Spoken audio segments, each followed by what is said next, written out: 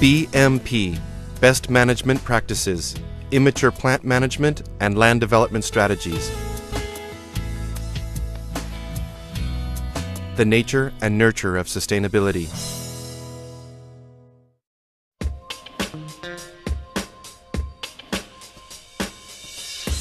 Applying BMP in the double-stage nursery phase cultivates the seeds of success. Healthy seedlings are now in the immature phase. The immature phase is where BMP strategies are applied to more quickly expedite the field to planting phase and eliminate runts, off-type palms, or palms with missing points. The objective of this phase is to significantly accelerate the onset of crop production while addressing the plantation's initial yield gaps. Proper implementation of best management practices during the immature phase will deliver high yield throughout the life cycle of the plantation. The immature phase begins after seedlings are transplanted from the double-stage nursery to carefully developed land areas in the field. However, before land development begins, a high conservation value land inventory is carried out. The HCV determines which areas should be protected. The HCV also supports the creation of an environmental impact assessment report. A legal obligation for nearly all plantations, the EIA is designed to evaluate and map plantations for environmental management of lands in general and protection of high conservation value areas specifically. As part of the EIA, management executes a semi-detailed soil survey. This survey analyzes soil conditions and properties in order to design a soil map. Soil maps are one tool to help designate planting areas, planting schedules, and assist in determining appropriate fertilizer rations. Fertilizer applications have to take into account the inherent soil fertility levels, and, in principle, more fertilizer is required for soils that are lower in fertility. Soil texture is also a consideration. Soils with a sandy texture which contain less than 5% clay are not productive and shouldn't be used. Coarse textured and hard pan soils are generally less suitable for palm oil and often less fertile, yet can be developed using tailored, site-specific soil management. For instance, spotosols with a hard pan can be successfully developed if 30 to 40 tons of empty fruit bunches are available for compost per hectare per year for the first 5 years.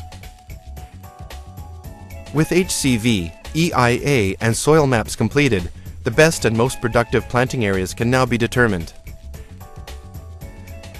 Designated planting areas require a logistics layout to maximize land use, optimize efficiency of seedling planting, maintenance, and fruit bunch harvesting. BMP recommends using GPS and GIS to develop a well-conceived logistics layout. The logistics layout functions as a blueprint for the plantation and determines the best strategies for road construction, infrastructure, and palm density. The planting density depends on the fertility of the soil. The lower the fertility, the greater the planting density. Climate conditions, Ganoderma risk in rehabilitated plantations, and terrain also need to be considered. Sloped terrain with an average incline of 20% or 11 degrees requires contour terraces with stop bunds. These land modifications protect sloped terrain from erosion and uncontrolled runoff. Inclines of 10% or 6 degrees require platform installation. Platforms are roughly 3.5 meters in diameter. The platforms slope from front to back at a 15-degree angle. Sloped or not, degraded land should be the most common type of terrain used for palm planting.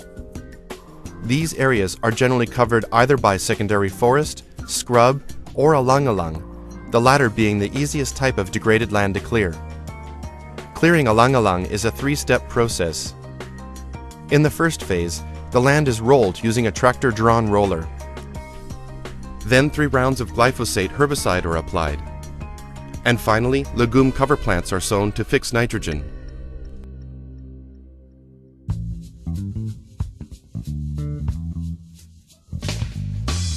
Applying the plantation's logistics layout, an adequate network of all-weather access roads and triangular grids for planting palms are then created. Since the top 10 centimeters of soil contains the bulk of indigenous nutrients, it's crucial that this layer remain undisturbed. When doing road and triangular grid construction, BMP recommends manual felling, piling felled material in tree stacks every second palm row.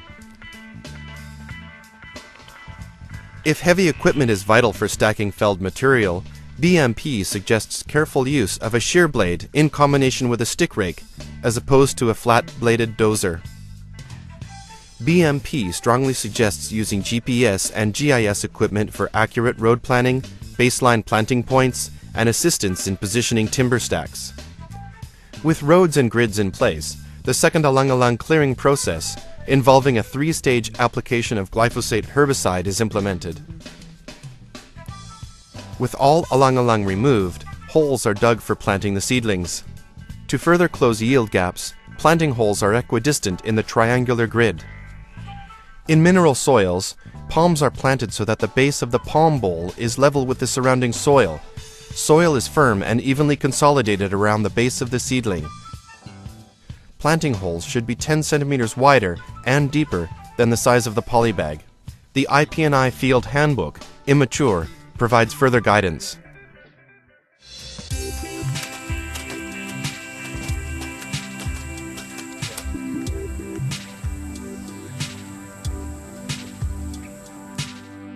With alang-alang cleared, the plantation infrastructure in place, and planting holes bored, legume cover plants are now sown.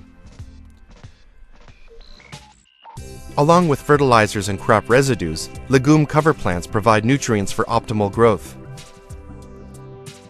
Soil fertility status is generally very poor in cleared alang-alang areas, so nutrient management plays a critical role.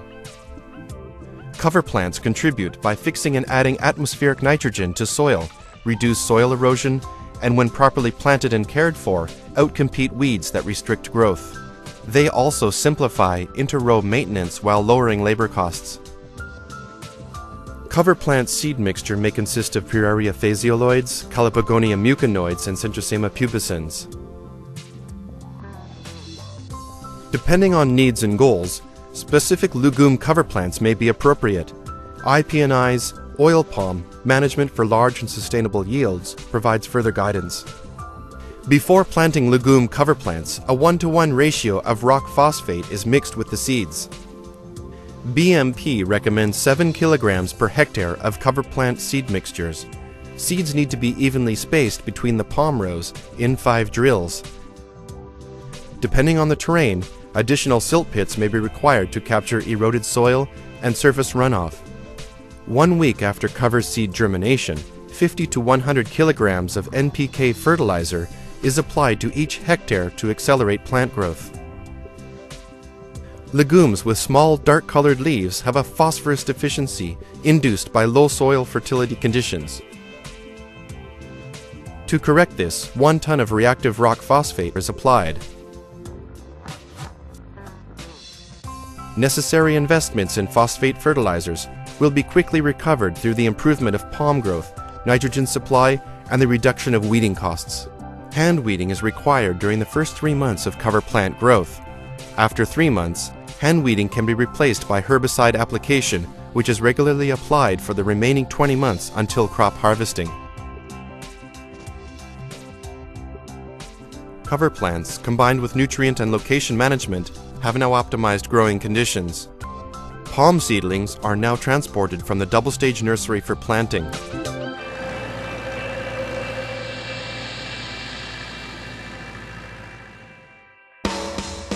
Because these seedlings already carry the flowers that will later produce bunches, great care must be taken to prevent transplant shock. Symptoms of transplant shock include brown leaves and stunted growth. Severe plant shock can delay production by up to 12 months. Seedlings must be carefully loaded and well watered to stay in optimal condition for replanting. Seedlings are planted and a weekly census is carried out to locate, cull, and replace seedlings with transplant shock, ensuring a full palm stand. 2 to 4 rounds of palm census at 6 or 3-month intervals are required to document the stand per hectare and identify areas that require additional supply. Monthly patrols also check for pests and disease. Patrol and census data is collated and stored in an agronomy database. The plant's vegetative structures, trunk, leaves, and roots, develop during the immature phase. For seedlings to thrive, a continuous water supply is imperative. Plantations in areas with less rainfall should choose planting materials known to perform well under these conditions in order to maximize yield potentials. Avoiding stress during planting will greatly improve growth and flower production over the next 24 months, increasing yields.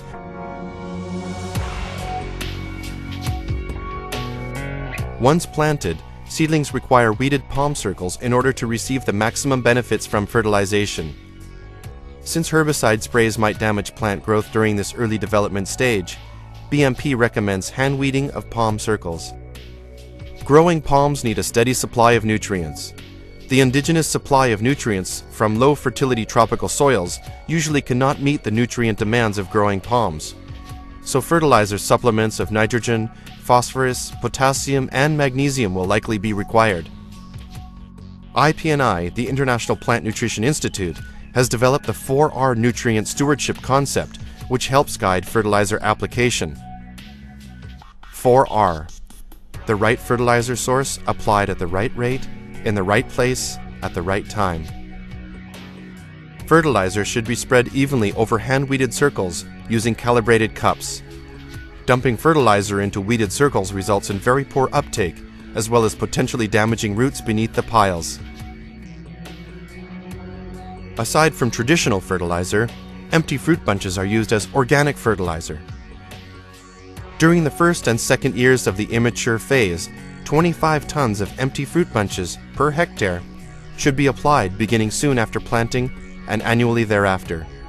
To more efficiently and accurately apply fertilizer, paths are established in every second palm interrow, providing accessibility for field workers and management staff. All palm rows need to be marked and numbered. Paths should be cleared 3 months after seedling planting. Additionally, crop loading platforms and standard block markers should be installed. Guidelines for best fertilization practices can also be found in the IPNI Oil Palm Handbook.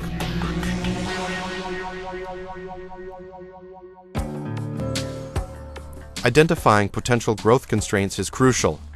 Petiole cross-section measurements should be carried out yearly as another line of defense. These measurements are given to the seed producers who compare the plantation seeds to standard growth statistics, further eliminating yield gaps.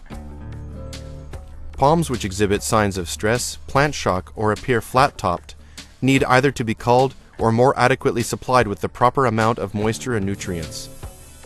All these important steps greatly impact the future formations of healthy, productive fruit bunches.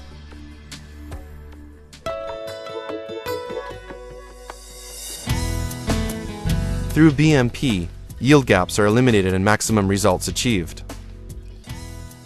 Applying the IPNI best management practices, beginning in the double-stage nursery and moving into the immature phase, guarantees an efficient harvest and increased yields.